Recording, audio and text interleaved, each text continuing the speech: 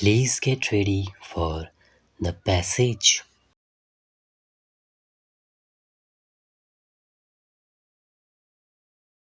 The state of Punjab, aggrieved by the order dated 7th of September 2005, passed by the Punjab and Haryana High Court in Criminal Revision number 320 of 2000, whereby it has set aside the order of the trial court dated 24th of January 2000, summoning the respondent Gurmeet Singh to face trial under Section 319 of the Code of Criminal Procedure, has preferred this special leave petition. Leave granted. Facts lie in a very short compass. On the basis of a report, a case under Section 304B of the Indian Penal Code was registered at Police Station Bhatinda. In the first information report, the names of various accused persons figured, including Gurmeet Singh, the respondent herein. The police, after usual investigation, submitted the charge sheet in which the respondent did not figure as an accused. However, the respondent, along with some other accused persons who were not charge sheeted, were summoned to face the trial.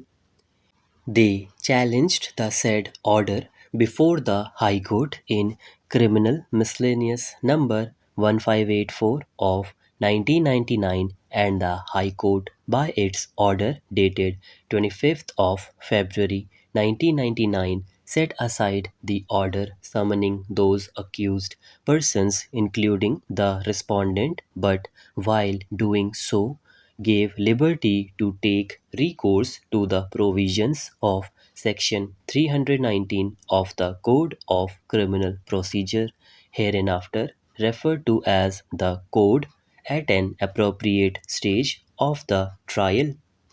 During the course of trial, evidence of one Shakuntala Rani, PW1, was recorded, who averred that the respondent herein was also responsible for the death of Gurjeet Kaur, the wife of Paramjeet Singh.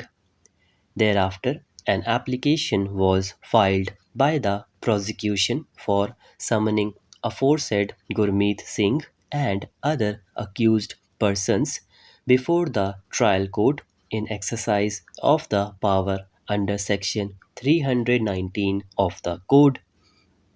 The trial court, by its order dated 24th of January 2000, summoned the respondent besides other accused persons to face trial for commission of offence under Section 304B IPC, inter alia, observing that the names of those persons figured in the FIR statement of the witnesses recorded under Section 161 of the Code, and the evidence of Shakuntala Rani, PW1.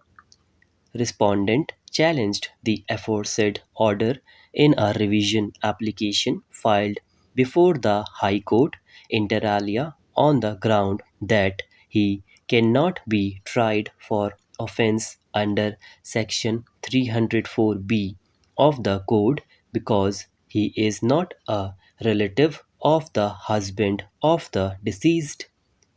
It was pointed out that Paramjeet Singh happened to be the husband of the deceased, whereas the respondent is the brother of his aunt and therefore cannot be said to be a relative of the deceased's husband. Aforesaid submission found favor with the High Court, and accordingly it quashed the order summoning the respondent to face the trial. While doing so, the High Court observed that even the dictionary meaning of a relative is one who is related by blood or marriage. Gurmeet Singh is certainly not related to Paramjit Singh either by blood or by marriage.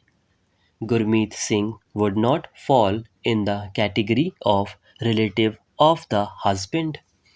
Therefore, Gurmeet Singh must be excluded from the array of the accused. It is not necessary to try him under Section 304B IPC for the dowry death of Paramjit Singh's wife.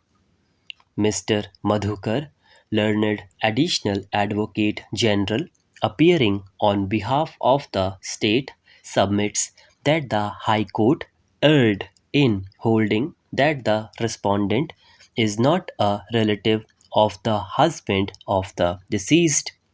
According to him, the High Court erred in holding that he is not a relative of the husband of the deceased.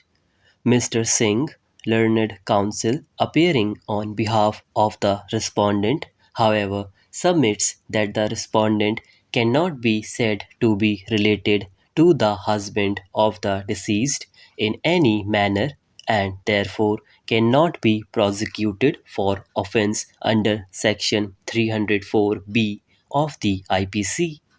The rival submission necessitates the examination of Section 304B of the IPC, which says that where the death of a woman is caused by any burns or bodily injury or occurs otherwise than under normal circumstances within 7 years of her marriage, and it is shown that soon before her death she was subjected to cruelty or harassment by her husband or any relative of her husband for or in connection with any demand for dowry, such death shall be called dowry death, and such husband or relative shall be deemed to have caused her death. This section therefore exposes the husband of the woman or any relative of her husband for the commission of offence of the dowry death. Admittedly, the respondent is not the husband of the woman who died, and therefore the question which falls for determination is as to whether he comes within the ambit of any relative of her husband.